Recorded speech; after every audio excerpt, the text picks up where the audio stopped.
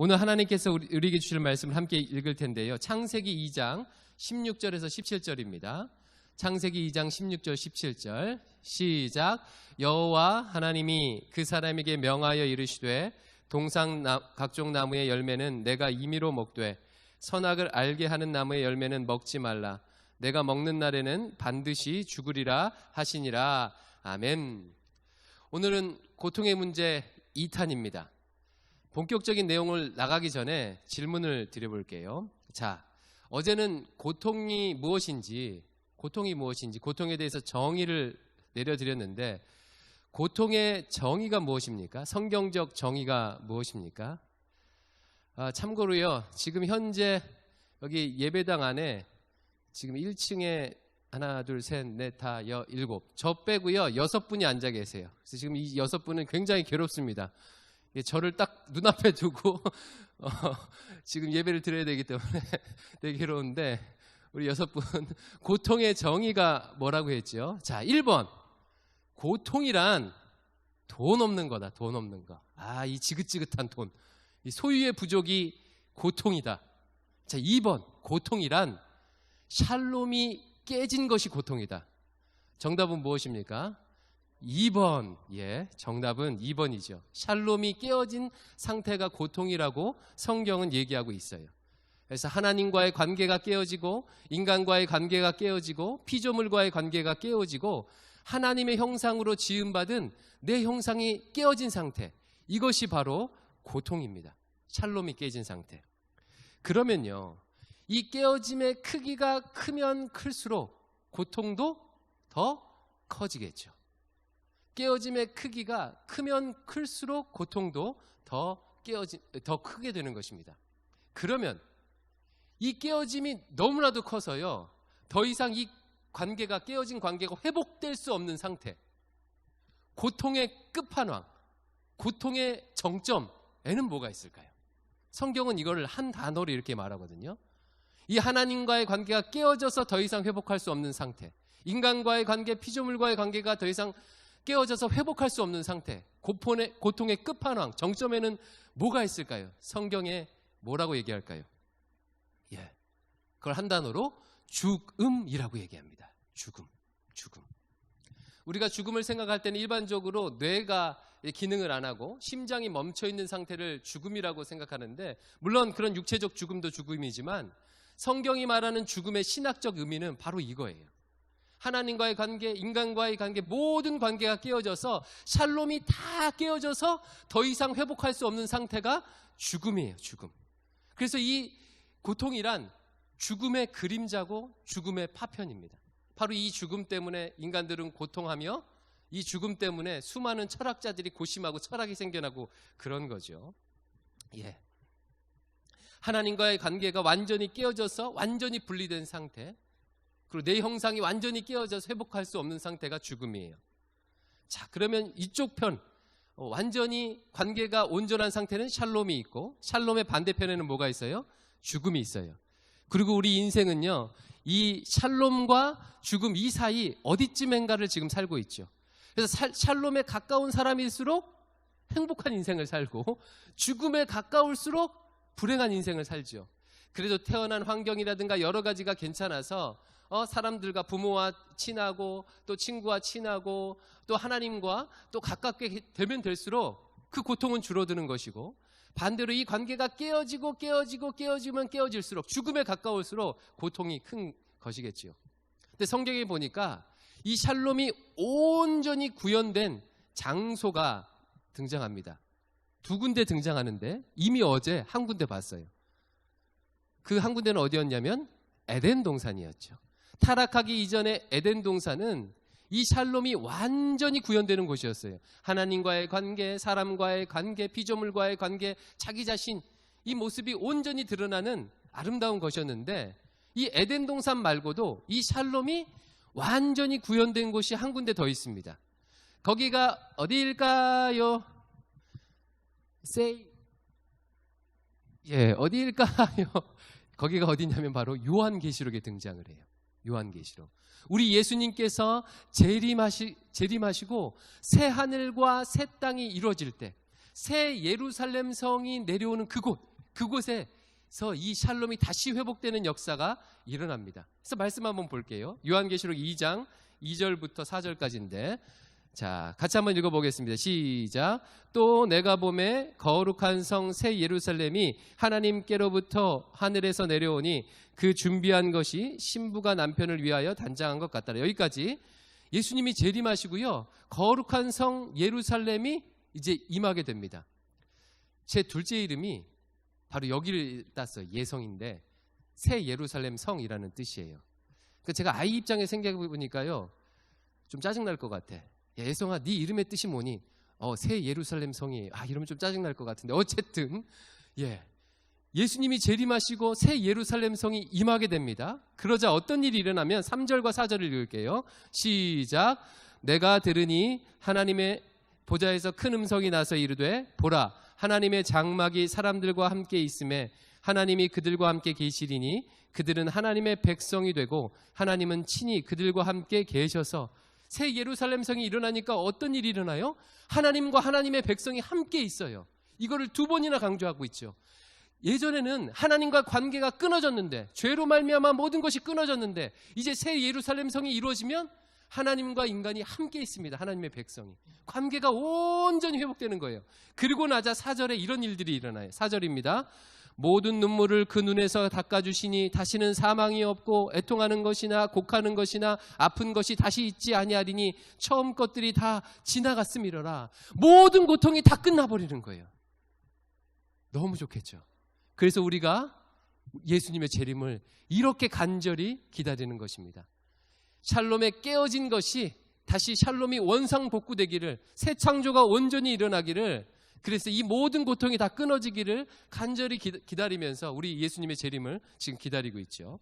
이게 샬롬이 온전히 구현된 곳이에요. 어디하고 어디요? 에덴 동산과 그 새 예루살렘 성. 그러면 죽음이 완전히 구현된 곳은 어딜까요? 성경은 또 그것도 보여주고 있어요. 샬롬이 완전히 구현된 곳은 에덴 동산과 새 예루살렘 성인데, 죽음이 완전히 구현된 곳은 또 어딜까요? 지옥입니다. 지옥이에요. 스올, 지옥이에요. 지옥의 본질은 무엇이냐면, 지옥의 본질은 하나님과의 영원한 단절이에요. 하나님과의 영원한 단절. 그래서 그것을 회복할 수가 없는 거예요. 샬롬이 깨어져 버렸는데 그냥 깨어진 게 아니라 더 이상 회복할 수 없는, 그 샬롬이 더 이상 회복할 수 없어서 완전히 깨어진 채로 영원히 지속되는 것, 그것이 바로 지옥의 본질입니다. 지옥이 끔찍한 이유는 바로 여기에 있어요. 여기에 있습니다. 그럼 혹시 이 땅에서 이별을 경험해 보신 분 계십니까? 사랑하는 연인과 시련의 고통과 아픔을 당하게 되면 정말 너무 많이 힘들죠. 그래서 유행가 가사가, 그 시련에 대한 유행가가 그렇게 많이 나오는 이유가 그런 이유 때문인 것 같아요. 마음이 아픈데 막 물리적으로 아프고 삶의 의욕이 떨어지고 막 그러잖아요. 근데 그거보다 더 큰 이별은 무엇입니까? 제가 예전 신문에서 한번 봤는데, 그 부부가 사별할 경우, 부부 중에 한쪽 배우자가 이제 먼저 소천할 경우에는요, 남은 배우자의 그 고통과 스트레스가 이루 말할 수 없대요. 그래서 그 스트레스를 어떻게 측정했는지는 모르겠지만, 이게 이제 그 능지처참 있죠. 능지처참이라는 예전에 고문 방법이 있거든요. 그 사용 방법이 있는데, 사지를 뭐 말에다 묶어서 막 이렇게 찢어버려서 끔찍하죠. 근데 그 스트레스 다음이래. 이거 어떻게 측정했는지 모르겠지만, 이만큼 부부가 이별할 경우, 관계가 단절될 경우 이렇게 끔찍해요. 근데 그것보다 더 끔찍한 게 무엇입니까? 이 땅에 살아가면서 가장 극심하게 우리를 힘들게 하는 이별은 아마 자녀하고 이별일 것 같아요. 특히 부모 입장에서 자녀를 먼저 이렇게 보내게 되면요, 그건 이루 말할 수가 없죠. 그래서 이와 같은 것을 경험한 사람은 뭐라고 고백하냐면, 이 땅의 삶이 아니다, 지옥이다라고 얘기할 정도로 정말 고통스러워요. 그런데 지옥은요, 이것과 비교할 수 없습니다. 이 땅에서의 이별은 다시 천국에서 만날 소망이라도 있는데, 지옥은요, 완전한 이별, 완전한 단절, 더 이상 회복할 수 없는 이별과 단절이기에 이 고통이요, 이루 말할 수 없는 거예요. 이렇게 얘기하니까 좀 실감나지 않습니까? 이 고통이 얼마나 큰지요. 우리 예수님께서 십자가에 달려 죽으실 때 뭐라고 하셨어요? 예수님이 십자가에 달려 죽으실 때 고통은 채찍에 맞고 그리고 못에 박히고 이런 육체적 고통도 있었지만 그것보다 더 우리 예수님이 괴로워하셨던 것이 무엇이었죠? 이렇게 고백하시잖아요. 엘리 엘리 라마 사박다니, 하나님 하나님 어찌하여 나를 버리시나이까. 그 하나님으로부터 멀어지는, 그 하나님으로부터 단절되는 하나님과의 샬롬이 깨지는, 죽음으로 말미암아 그것이 깨지는 그 고통으로 우리 주님께서 그렇게 고통스럽게 외치셨죠. 우리 주님이 그 순간 죽음을 경험하신 거예요. 지옥을 경험하신 거죠. 그래서 2000년대 사람들은요, 성경은 2000년대 사람들이 가장 무섭고 두려워하는 그것을 지옥의 이미지로 활용하잖아요. 불과 유황. 얼마나 이것이 괴롭고 고통스러운지 불과 유황이 막 일어나요. 그러면 내 자신은 없어요. 내 형상은 파괴되고 고통만 남아있는 상태, 모든 샬롬이 다 깨진 상태, 그것이 바로 지옥이죠. 자, 그러면 정리해 볼게요. 고통이란 무엇입니까? 샬롬이 깨진 상태. 고통의 정점에는 뭐가 있죠? 죽음이 있어요. 죽음은 더 이상 회복할 수 없는 상태예요. 그리고 그 죽음만이 있는 곳이 바로 지옥이에요. 그러면 왜 인간에게 이 끔찍한 죽음의 고통이 들어왔을까요? 오늘 본문 다시 한번 읽어볼게요. 창세기 2장 16절 17절입니다. 시작. 여호와 하나님이 그 사람에게 명하여 이르시되 동산 각종 나무의 열매는 내가 임의로 먹되 선악을 알게 하는 나무의 열매는 먹지 말라. 내가 먹는 날에는 반드시 죽으리라 하시니라. 왜 죽음이 이 세상에 들어왔습니까? 선악을 알게 하는 나무의 열매를 먹었기 때문에. 선악을 알게 하는 나무의 열매를 먹으면 죽으리라는 말씀은 다른 말로 하는 무엇이겠어요? 선악과를 먹으면 하나님과의 관계가 끊어지리라. 선악과를 먹으면 인간들과의 관계가 끊어지리라. 선악과를 먹게 되면 피조물과의 관계가 끊어지리라. 선악과를 먹게 되면 자신의 형상이 창조로 지음받은 형상이 파괴되리라. 이런 말씀이죠. 인간이 이 말씀을 어기고 선악과를 먹음으로 말미암아 죽음의 저주가, 죽음의 고통이 인간에게 왔다는 거예요. 그러면 이제 아주 중요한 부분입니다. 도대체 선악과를 먹었다는 것이 얼마나 큰 잘못이길래 이거 먹었다고 죽음이라는 끔찍한 고통이 인간에게 들어오게 된 것일까요? 여러분, 선악을 알게 하는 나무의 실과를 먹으면 죽으리라는 말은요, 제가 자주 드는 비유인데, 제가 아침에 출근할 때 애들한테 이렇게 말해요. 자, 여기 천혜향 있지? 이거 아빠 거니까 먹지 마. 이거 먹으면 혼날 줄 알아. 그리고 이제 출근을 했다가 들어왔는데 저희 집 큰애가 이걸 먹었습니다. 그래서 제가 화가 났어요. 야, 아빠가 먹지 말라고 했잖아. 어떻게 아빠의 말을 안 들어? 너 이제부터 박예한 아니야. 우리 집 박씨가문 아니야. 집을 나가. 그리고 집을 딱 챙겨서요, 애를 쫓아냈어요. 그러면 저희 집 큰애가 잘못한 걸까요? 제가 잘못한 걸까요? 이제 그럼 제가 잘못한 거잖아요. 그렇죠? 선악을 알게 하는 나무의 열매를 먹으면 죽으리라는 말은 이런 의미가 아니에요. 이런 의미가 아니죠. 이런 식의 지금 얘기가 아닙니다. 선악과를 먹었다는 것은 두 가지 신학적 의미를 가지고 있는데, 오늘 아침의 목표는요, 이걸 아는 거예요. 선악과를 먹었다는 것이, 그래서 죽음이 왔다는 것은 도대체 어떤 의미를 지니는가? 첫 번째는 무엇이냐면요, 선악과를 먹었다는 것은 인간이 하나님을 거부했다는 것을 의미합니다. 선악과를 먹었다는 것은 무슨 의미라고요? 우리 지용 형제, 인간이 하나님을 거부했다는 거예요. 거부했다는 거예요. 창세기를 1장부터 쭉 읽어온 사람은요, 지금 아담과 하와가 선악과를 먹은 이 본문을 보면서 깜짝 놀라게 돼요. 왜냐하면 도저히 일어나지 말아야 할 일이 지금 일어나고 있기 때문이에요. 창세기 1장에 하나님께서 천지를 창조하실 때 말씀으로 창조하셨죠. 빛이 있으라 말씀하시되 그대로 됐어요. 땅과 궁창이 나누어지라 말씀하시니까 그대로 됐어요. 하늘에 해달별이 생겨라 그러니까 그대로 됐어요.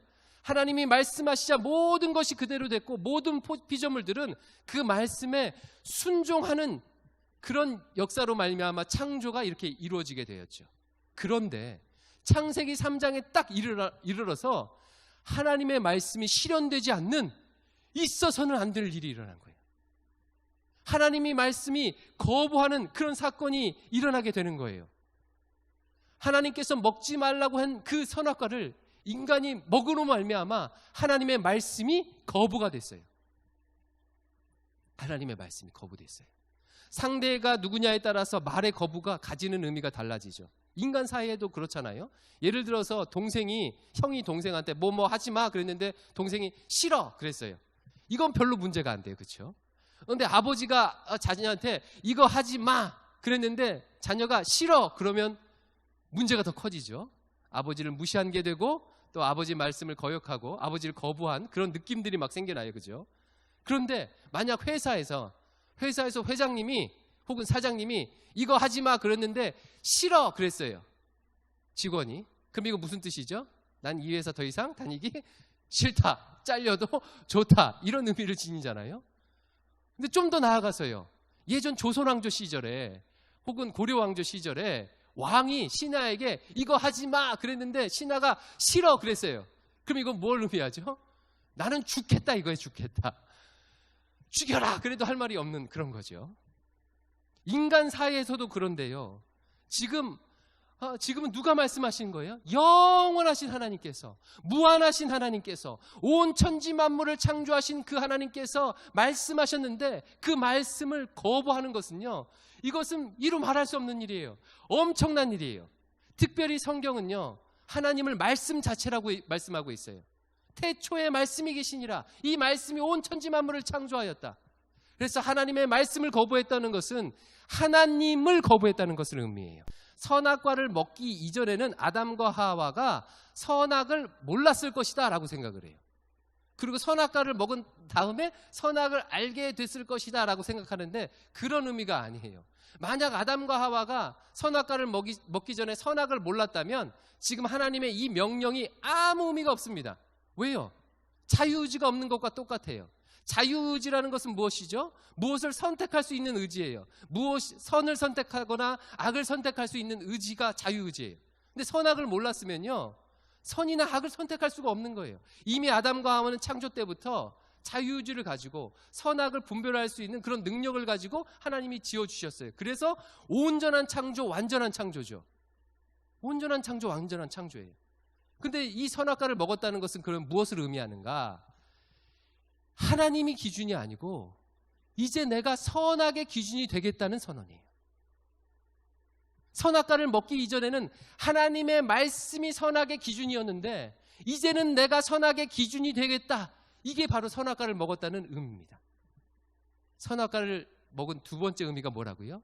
하나님의 말씀이 기준이 아니라 이제 내가 선악의 기준이 된다. 내가 옳고 그름의 기준이 되겠다는 선언이 바로 선악과를 먹는 거예요. 내가 옳다고 하는 것이 옳고 내가 그르다고 하는 것이 그르다. 스스로 선악의 기준으로 놓는 어처구니 없는 선언이 바로 선악과를 먹는 거예요. 여러분, 사람이 스스로를 선악의 기준으로 세우면 당연히 어떤 결과가 일어나죠? 하나님과 멀어질 뿐만 아니라 당연히 어떤 일이 발생해요? 다른 사람들과도 멀어질 수밖에 없어요. 피조물과 갈등할 수밖에 없습니다. 나는 잘못한 것이 없어요. 사람들이 왜 싸우죠? 나는 옳고 남이 그르기 때문이에요. 내가 선악의 기준이니까 내 기준을 따르라고 하기 때문에 싸우는 거죠. 이게 인간이 타락한 이후에 이 모습이 여실히 드러납니다. 바로 아담과 하와가 얼마 전까지만 해도 아담이 하와를 향해서 뭐라고 했냐면, 어제 뭐라고 했죠? 내 뼈 중에 뼈요 살 중에 살이라고 했는데, 선악의 기준이 자기 자신이 되고 나자 하나님께서 아담에게 물어요. 너 왜 내가 먹지 말라는 선악과 먹었니? 그랬더니 아담이 뭐라고 얘기합니까? 3장 12절에 이렇게 말합니다. 3장 12절에 같이 한번 읽어볼게요. 아담이 이르되 하나님이 주셔서 나와 함께 있게 하신 여자 그가 그 나무 열매를 내가 주므로 내가 먹었나이다. 뭐하고 있습니까? 남 탓하는 거예요. 하나님이 그 여자를 내게 주셔서 지금 그런 일이 발생했습니다. 이건 하나님 잘못이에요. 그 여자가 내게 그 나무 열매를 주어서 이거 먹은 거예요. 그 여자 잘못이에요. 내가 선악의 기준이 되고 나는 옳고 너는 그르다 하며 이 고통의 원인을 남에게 탓을 돌리는 거죠. 이게 인간 세상의 모습이에요. 내가 불행한 것은 이상한 부모를 주신 하나님 때문이고 나를 학대한 부모 때문이고 내 인생이 괴로운 이유는 남편 때문이고 아이 때문이다. 그런 남편과 아내, 아이 주신 그 하나님 때문이다. 선악의 기준이 내게 되니까 남 탓할 수밖에 없는 거죠. 선악과는 이런 의미를 가지고 있습니다. 첫 번째는 무슨 의미예요? 하나님을 거부하는 거예요. 스스로를 선악의 기준으로 삼는 것. 이것이 선악과 사건이에요. 그리고 두 번째는 스스로 선악의 기준이 되는 것. 이것이 선악과 사건의 의미입니다. 그런데 성경은요, 이런 인간의 행동을 단 한 단어로 규정하고 있어요. 한 단어 정도가 아니라 한 글자예요. 이것이 뭘까요? 죄입니다. 죄. 이게 바로 죄의 본질입니다. 이게 죄의 본질이에요. 성경이 말하는 죄의 뿌리입니다. 모든 죄악된 행동, 살인, 간음, 거짓말, 도적질, 이와 같은 죄악된 모든 행동은 바로 여기서 시작을 하는 거예요. 하나님을 거부하고 스스로를 선악의 기준으로 놓는 곳에서, 거기서 모든 죄악된 행동이 나타나는 것입니다. 왜 거짓말을 하죠? 하나님이 내 거짓말을 모르신다고 생각하니까, 하나님이 안 계신다고 생각하니까, 거짓말이라도 해서 내 유익을 취하는 것이 가능하다고 생각하니까, 즉 내가 선악의 기준이니까 거짓말을 하는 거예요. 왜 도적질을 합니까? 하나님이 안중에 없기 때문에 그래요. 하나님이 안 계신다고 생각하니까. 도적질을 해서라도 내 유익을 구하는 것이 나에게 더 좋다, 나에게 옳다라고 생각하기 때문에 그래요. 내가 선악의 기준이 되기 때문에 그렇습니다. 그래서 아무도 보지 않을 때 어떻게 사는지 봐야 그 사람이 진짜 신앙인인지 아닌지 알 수 있다고 하잖아요. 아무도 보지 않을 때라도 하나님이 지금 나와 함께 하심을 인정하고 그 하나님의 말씀이 기준돼서 사는 사람은 진짜 신앙인인 거죠. 그렇죠? 이것이 죄의 본질이에요. 하나님을 업신여기고 거부하고 스스로를 선악의 기준으로 놓는 것. 이와 같은 상태를요, 사사기는요, 구약성경 사사기는 아주 명문장, 한 문장으로 딱 이렇게 요약해주고 있어요. 사사기는 어떤 성경이냐면 사사시대에 이스라엘 백성의 죄악이 아주 관영하던 시대예요. 그러니까 샬롬이 깨진 시대예요. 우리 교회에 가끔 설교하러 오셨던 김지찬 교수님이라고 계시거든요. 그 교수님이 이 사사기 주의한 그 책을 하나 썼는데 제목이 뭐냐면 엔샬롬 교향곡이에요. 그러니까 샬롬의 부정이 엔샬롬이에요. 샬롬이 하나도 없는 상태. 이게 이제 사사기의 상태인데, 이 사사기는요, 제일 마지막 장, 마지막 절에 이렇게 결론을 내리고 있어요. 사사기 21장 25절입니다. 시작. 그때에 이스라엘에 왕이 없으므로 사람이 각기 자기의 소견에 옳은 대로 행하였더라. 왕 대신 하나님이 없으므로, 왕 대신 하나님을 거부하고 자기 소견에 옳은 대로 자신이 선악의 기준이 되어서 그렇게 살아가니까 사사기 엔샬롬의 끔찍한 일들이 사사시대에 일어나게 된 거죠. 그리고 그와 같은 끔찍한 일은 지금도 우리 시대에 이 땅에서 벌어지고 있습니다. 지금도 여전히 엔샬롬 교향곡이에요. 이 땅에 왕이 없으므로 하나님을 거부함으로 스스로 자기 소견에 옳다고 그렇게 여기며 살아가는 사람들 천지죠. 정리해 보겠습니다. 성경은 고통의 원인, 왜 죽음이 들어왔는지, 왜 고통이 들어왔다고 얘기하고 있어요. 바로 죄 때문에. 하나님을 거부하고 스스로를 선악의 기준으로 놓는 그 죄악 때문에 죽음이 들어왔다고 얘기하고 있어요. 그럼에도 불구하고 혹시 아직도 내가 고통스러운 이유가 소유가 적어서라고 생각하시는 분 계십니까? 돈이 없어서 그렇다고 생각하시는 분 계세요? 돈이 없으면 괴롭죠. 근데 돈이 없는데 괴로운 이유는요, 벌거벗었는데 부끄럽게 여기는 이유는요, 그 앞에 샬롬이 깨어졌기 때문에 그래요. 샬롬이. 그건 샬롬이 깨어진 상태에서 나타나는 자연스러운 결과지 그것이 원인이 된 게 아니라는 거예요. 그 원인은 무엇이라고요? 죄 때문에. 죄 때문에 죽음이 들어왔다. 죄 때문에 고통이 들어왔다라고 말하고 있습니다. 어제와 오늘을 정리해 보겠습니다. 고통이란 무엇입니까? 샬롬이 깨진 것. 고통의 끝판왕은 무엇이에요? 죽음. 죽음은 어디서 왔어요? 바로 죄로부터 왔어요. 이 죄의 본질은 무엇입니까? 하나님을 거부하고 스스로 왕이 된 것, 스스로 선악의 기준이 된 것입니다. 이와 같은 죄의 본질을 명확하게 정의 내리고 이 죄와 싸우는 여러분 되시기를 주님의 이름으로 축원합니다.